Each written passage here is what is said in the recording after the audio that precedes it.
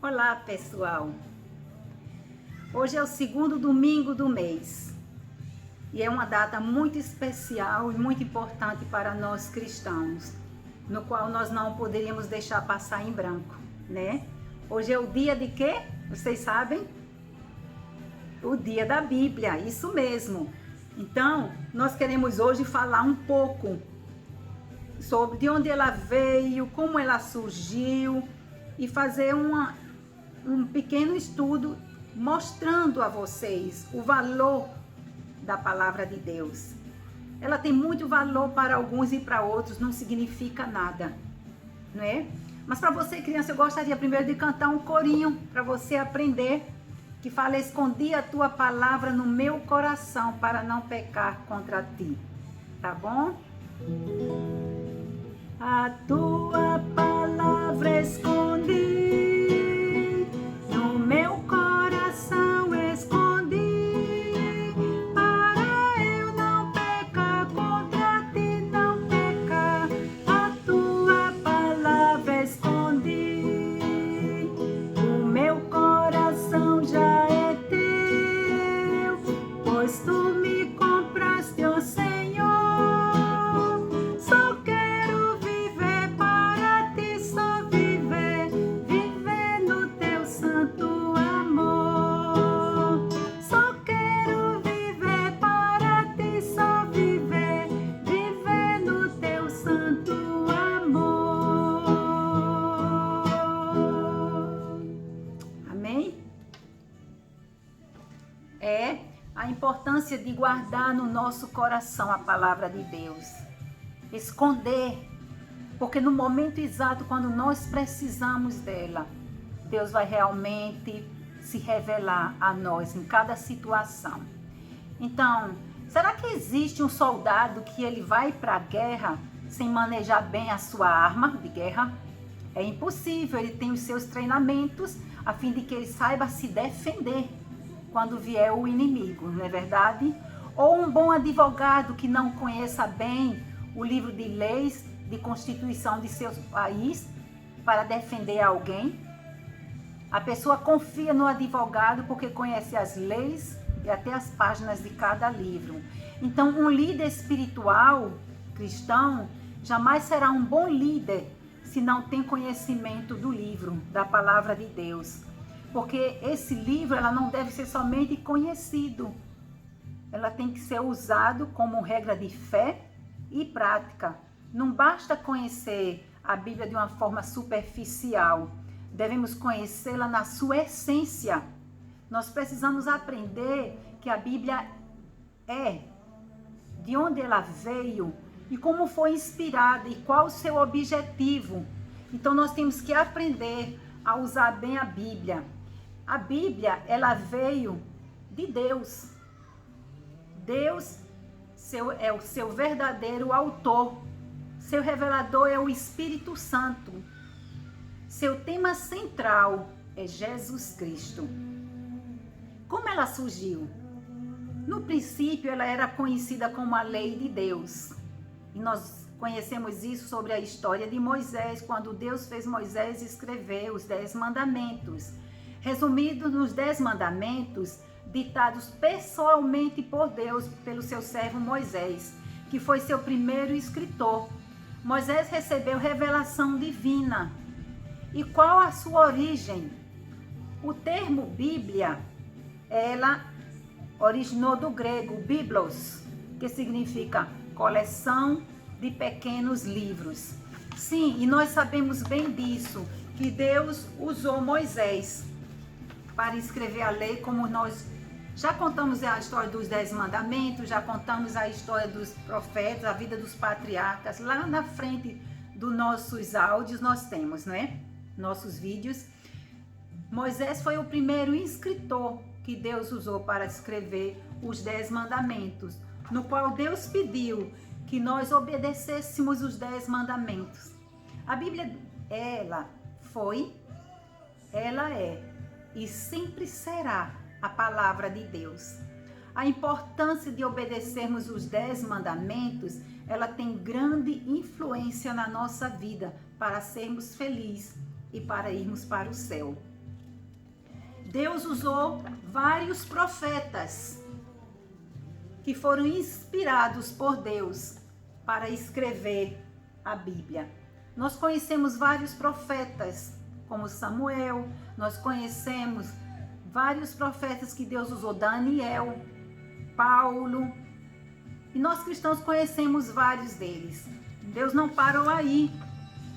Sabemos que a palavra de Deus, ela foi sempre inspirada, e ela ainda é inspirada hoje, não mais para escrever, mas ela nos inspira, porque ela nos ensina o caminho, ela nos exorta, ela nos anima.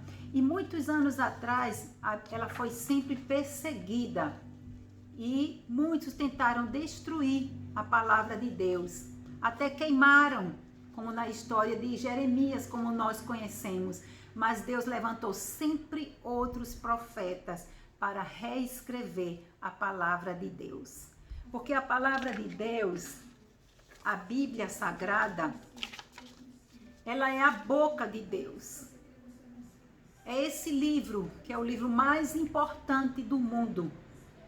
É nesse livro que, através desse livro, a palavra de Deus, ela é como uma planta, uma semente que gera no nosso coração, e quando essa semente cresce, ela cresce, se torna uma árvore bem forte, e ela dá muitos frutos. Sim, através da palavra de Deus. Porque a palavra de Deus, ela tem muita coisa que faz na nossa vida. Olha, eu fiz uma relação de coisas que a palavra de Deus faz e diz na Bíblia. Vamos ler um versículo primeiro que diz em João capítulo 6, não primeiro João capítulo 6, capítulo 5, versículo 39, desculpa. João capítulo 5, versículo 39 diz assim: examinai as escrituras, porque vós cuidais ter nelas a vida eterna, e são elas que de mim testificam. Olha, ela diz, examine as escrituras. A gente não pode simplesmente ficar só de ouvir, de domingo a domingo, ouvir através do pastor, ouvir através de áudios, ouvir através da televisão, ouvir através de louvores. Mas ele diz examinar as escrituras. Mas por quê? Porque cuidais ter nela a vida eterna. Quando a gente examina a palavra de Deus, a gente conhece melhor o nosso Deus. A gente conhece a Jesus, o Filho de Deus. E o Filho de Deus, aquele que morreu na cruz para nos dar vida e vida em abundância. E esse Filho de Deus é o caminho que nos leva para o céu. E ele diz para que você possa cuidar, ter nela a vida eterna. É você que decide a sua vida para a eternidade. Você nasceu, não foi porque você quis, nem você escolheu. Foi um fruto de seus pais. Mas a gente nasce duas vezes. O nascer carnal, que você não pede, mas o nascer espiritual é você que pede, é você que faz, é você que decide por conta própria. A sua vida eterna é você que decide para você onde você quer passar a eternidade, no céu ou no inferno. Não, eu não estou falando de história de fantasia. Sim, é uma realidade. A vida eterna significa vida para sempre. E se você não decide agora, depois você não tem chance mais de escolher essa vida.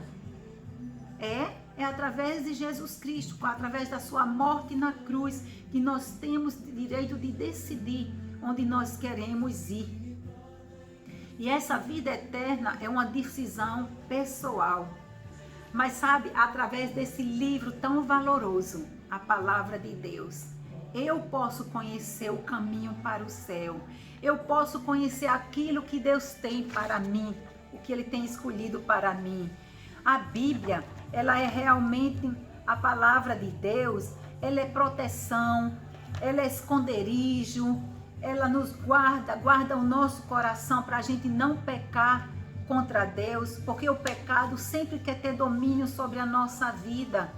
Mas a Bíblia, Olha, eu escrevi tantas coisas que ela faz, a maioria está em Salmos. Salmo 119, se você for ler, só em Salmo 119 nós encontramos que a Bíblia fortalece, a palavra de Deus vivifica, a palavra ela é viva e ela tem que ser observada. A palavra confirma aquilo que Deus quer para nós. A palavra de Deus ela é salvação e misericórdia por nossa vida.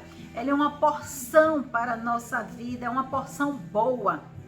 Ela é algo que nos mostra o caminho eterno, o caminho para o céu. Ela é a esperança de uma vida melhor, até nessa vida que nós estamos vivendo. Ela é quebrantamento, ela quebra, tira de nós aquilo que não é bom, porque a gente luta e não consegue, mas a palavra de Deus faz isso por nós. Ela nos guarda do caminho mau, nos livra do caminho mau. Ela é refúgio, ela é escudo, ela é pura, ela é reflexão, ela é verdade, ela é temor. Tudo isso no Salmo 119 você pode encontrar. A palavra de Deus, ela nos dá entendimento, ela nos dá livramento de enfermidades, de doenças, de assalto. Quando nós vivemos e oramos ao Senhor e nós cremos nela, ela é lâmpada para os nossos pés e luz para os nossos caminhos. Ela é justiça de Deus para a nossa vida. Você pode dizer, mas por que não estou sentindo nada disso? Como é que você tem buscado a palavra de Deus? Você tem confiado nessa palavra? 1 Timóteo 3,16, ela diz que a palavra de Deus ela é divinamente inspirada para redaguir, para ensinar, para corrigir, para instruir em justiça.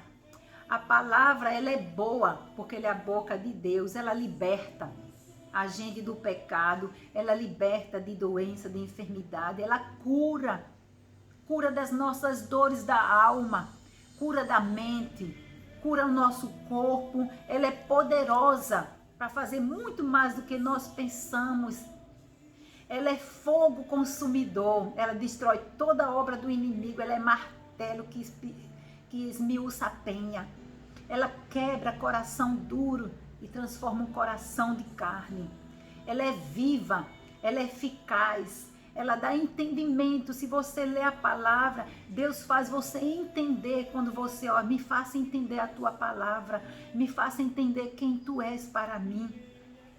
Ela é consolo na angústia, nesse mundo da maneira que nós estamos vivendo hoje, em tanto desespero, não é? Mas ela livra de angústia, livra de medo, livra de pavor. Ela é a espada de Deus, ela é a porta. Jesus Cristo disse, eu sou a porta. Ele diz, eu sou a água da vida. Nós bebemos água, mas nós sentimos sede e temos que sempre tomar de novo.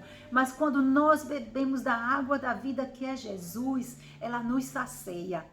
Nós vamos ter uma sede diferente, vontade de buscar mais e mais, conhecer mais e mais, porque ela é tão boa, ela é tão boa.